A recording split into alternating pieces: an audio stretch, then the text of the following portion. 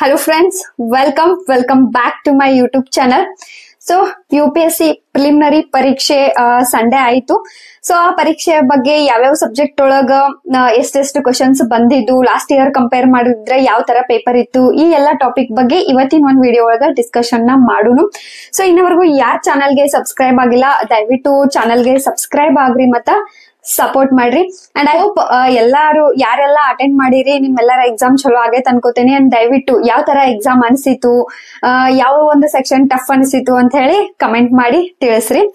So ಇನ್ನ ಪರೀಕ್ಷೆ level ಯಾವ ತರ ಇತ್ತು, ಈಸಿ ಆಗಿತ್ತು, ಡಿಫಿಕಲ್ಟ್ ಆಗಿತ್ತು, ಮಾಡರೇಟ್ ಇತ್ತು ಅಂತ ಕೇಳಿದ್ರೆ ಎಸ್, ಲಾಸ್ಟ್ ಇಯರ್ ಕಂಪೇರ್ ಮಾಡಿದಾಗ ಪೇಪರ್ ಟಫ್ ಇತ್ತು, ಡಿಫಿಕಲ್ಟ್ ಅನ್ನ ಇತ್ತು.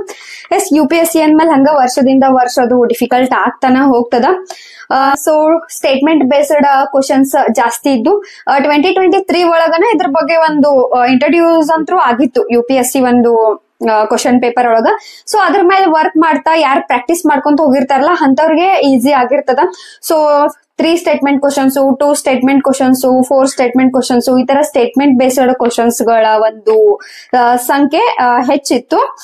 ಸೊ ಕಂಪ್ಯಾರಿಸನ್ ಮಾಡೋಣ ಲಾಸ್ಟ್ ಇಯರ್ ಆಗಿರ್ಬೋದು ಅಥವಾ ಯಾವ್ಯಾವ ಒಂದು ಸಬ್ಜೆಕ್ಟ್ ಇಂದ ಎಷ್ಟೆಷ್ಟು ಅಂಕಗಳು ಬಂದಿದ್ದು ಅಂತ ಹೇಳಿ ಕಸ.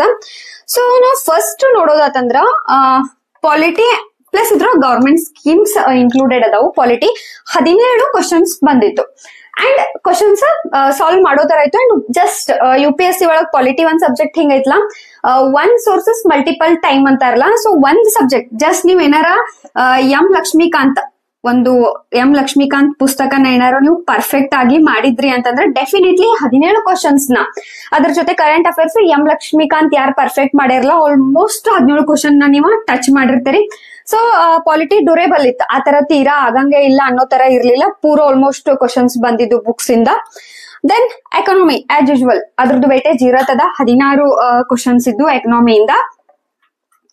ದೆನ್ ಜಾಗ್ರಫಿ ಏನಂದ್ರ 13 ಕ್ವಶನ್ಸ್ ಬಂದಿದ್ದು. ಮ್ಯಾಪಿಂಗ್ ಯಾರು ಒಂಚೂರು ಜಾಸ್ತಿ ವರ್ಕ್ ಮಾಡಿರ್ತಿರಲ್ಲ ಮ್ಯಾಪಿಂಗ್ ಮೇಲೆ, ಅವ್ರಿಗೆ ಈಸಿ ಆಲ್ಮೋಸ್ಟ್ ಸಾಲ್ವ್ ಮಾಡಿರ್ತೀರಿ. Then compare to last year 7 questions ಕಡಿಮೆ. ಲಾಸ್ಟ್ ಇಯರ್ ಜಾಗ್ರಫಿ ಮೇಲೆ 20 ಕ್ವಶನ್ಸ್ ಬಂದಿದ್ದು. ಸೊ ಈ ಸಲ ಎಷ್ಟಂದ್ರೆ 13 ಕ್ವಶನ್ಸ್ ಬಂದವ. ಈ ತರ ವೇರಿಯೇಷನ್ ಅಂತೂ ಆಗ್ತಿರ್ತದ. ದೆನ್ ಎನ್ವೈರನ್ಮೆಂಟ್ ಮೇಲೆ 10 ಕ್ವಶನ್ಸ್ ಬಂದಿದ್ದು. ಆಲ್ಮೋಸ್ಟ್ ಜಾಸ್ತಿ ಕರೆಂಟ್ ಅಫೇರ್ಸ್ ನ ಇನ್ಕ್ಲೂಡ್ ಮಾಡಿ ರಿಲೇಟ್ ಮಾಡಿ ಕ್ವಶನ್ಸ್ ಇದ್ದು. ಲಾಸ್ಟ್ ಇಯರ್ ಏನಂತಂದ್ರ 15 ಕ್ವಶನ್ಸ್. ಸೊ ಈ ಸಲ 5 ಕ್ವಶನ್ಸ್ ಎನ್ವೈರನ್ಮೆಂಟ್ ಮೇಲೆ ಕಡಿಮೆ ಬಂದವ. ಇನ್ನ science and tech, purely science and tech current affairs ಮೇಲೆ ಆಲ್ಮೋಸ್ಟ್ ಇತ್ತು ಅಂಡ್ ವೇಟೇಜ್ ಜಾಸ್ತಿ ಇತ್ತು.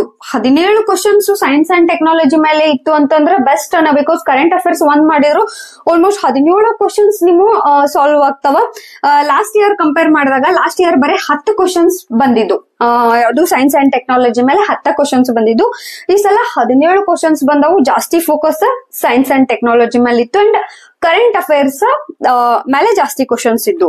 Then coming to art and culture 3 questions, ancient history 3 questions ಇದ್ದು. ಆಲ್ಮೋಸ್ಟ್ ಆರ್ಟ್ ಅಂಡ್ ಕಲ್ಚರ್ ಆಗಿರ್ಬೋದು, ಏನ್ಷಿಯಂಟ್ ಹಿಸ್ಟ್ರಿ ಇದ್ರ ಮೇಲೆ ಸ್ವಲ್ಪ ಕಡಿಮೆ ಕ್ವಶನ್ಸ್ ಬರ್ತಾವ. ಬಟ್ ಒಂದೊಂದ್ಸಲ ಏನಾಗ್ತದೆ ಅಂದ್ರೆ ಏನ್ಷಿಯಂಟ್ ಮೇಲೆ ಆರ್ಟ್ ಅಂಡ್ ಕಲ್ಚರ್ ಮೇಲೆ ಜಾಸ್ತಿ ತೆಗಿತಾರು, ಮೆಡಿವಲ್ ಮೇಲೆ ಕಡಿಮೆ ತೆಗಿತಾರು. ಈ ತರ ಹಿಸ್ಟ್ರಿ ಒಳಗ್ ಜಾಸ್ತಿ ಒಂದು ವೇರಿಯೇಷನ್ ಆಗ್ತಿರ್ತದ. Then international relations 6 questions, miscellaneous ಒಂದ್ 5 ರಿಂದ 6 ಕ್ವಶನ್ಸ್ ಇದ್ದು. ಮೆಡಿವಲ್ ಹಿಸ್ಟ್ರಿ ಮೇಲೆ 3, ಮಾಡರ್ನ್ ಹಿಸ್ಟ್ರಿ ಮೇಲೆ 7 ಕ್ವಶನ್ಸ್ ಇದ್ದು. ಸೊ ಈ ತರ ಒಂದು ಕ್ವಶನ್ ಪೇಪರ್ ಇತ್ತು. ಬಟ್ ಇದ್ರೊಳಗ ಕರೆಂಟ್ ಅಫೇರ್ಸ್ ನ ಯಾರೆಲ್ಲ ನೆಗ್ಲೆಕ್ಟ್ ಮಾಡಿದ್ರಲ್ಲ ಅವರು ಡೆಫಿನೆಟ್ಲಿ ಎಲ್ಲಾ ಕ್ವಶನ್ಸ್ ನ ಅಟೆಂಡ್ ಮಾಡಕ ಪಾಸಿಬಲ್ ಇಲ್ಲ. ಯಾಕಂತಂದ್ರ ಕರೆಂಟ್ ಅಫೇರ್ಸ್ ನ ರಿಲೇಟ್ ಮಾಡ್ಕೊಂಡ ಕಸ ಕ್ವಶನ್ಸ್ ಗಳು ಜಾಸ್ತಿ ಬಂದಿದ್ದು. ಹಂಗಂತೇಳಿ ನೀವು ಸ್ಟ್ಯಾಟಿಕ್ ನ ನೆಗ್ಲೆಕ್ಟ್ ಮಾಡ್ತೇನಿ, ಬರೇ ಕರೆಂಟ್ ಅಫೇರ್ಸ್ ಫೋಕಸ್ ಮಾಡ್ತೇನಿ ಅಂತಂದ್ರೆ ನಡೆಯಂಗಿಲ್ಲ. But current affairs plus static portion ನ ಯಾರು ಪರ್ಫೆಕ್ಟ್ ಮಾಡಿರ್ತಾರಲ್ಲ ಅವರು ಡೆಫಿನೆಟ್ಲಿ ಆಲ್ಮೋಸ್ಟ್ ಕ್ವಶನ್ಸ್ ನ ಟಚ್ ಮಾಡಿರ್ತಾರು. ಸೊ ಇಲ್ಲಿ ಹೆಂಗಂದ್ರ science and technology almost current affairs based ಇರ್ತದ. ಎನ್ವೈರನ್ಮೆಂಟ್ ಕ್ವಶನ್ಸ್ ಗಳು ಜಾಸ್ತಿ ಕರೆಂಟ್ ಅಫೇರ್ಸ್ ಬೇಸ್ಡ್ ಇದ್ದು. ಎಕನಾಮಿ ಒಳಗ ಬಜೆಟ್ ಆಗಿರ್ಬೋದು ಅದು ಕರೆಂಟ್ ನ ಸ್ವಲ್ಪ ಟಚ್ ಮಾಡಿ. International relations almost current affairs.